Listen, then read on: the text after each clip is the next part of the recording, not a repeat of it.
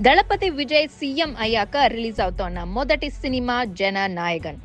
వినోద్ దర్శకత్వం వహించిన ఈ మూవీ ఎట్టకేలకు ఇవాళ థియేటర్లలో విడుదలైంది. సంక్రాంతికి రిలీజ్ కావాల్సిన ఈ సినిమా దాదాపు 7 నెలల గ్యాప్ తర్వాత ప్రేక్షకుల ముందుకొచ్చింది.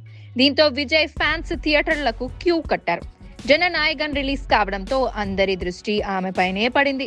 విజయ్ సీఎం గా ప్రమాణ స్వీకారం చేసిన టైంలో సెంటర్ ఆఫ్ అట్రాక్షన్ గా నిలిచిన త్రిషా కృష్ణన్ గురించి చర్చ మొదలుపెట్టారు. ఈ మూవీని చూసేందుకు ఆమె చెన్నైలోని రోహిణి థియేటర్ కు విచ్చేశారు. ఈ సందర్భంగా జననాయగన్ మూవీ ఆమె వీక్షించారు. విజయ్ ముఖ్యమంత్రి అయ్యాక కాలీవుడ్ లో త్రిషా పేరు మారుమోగిపోయింది.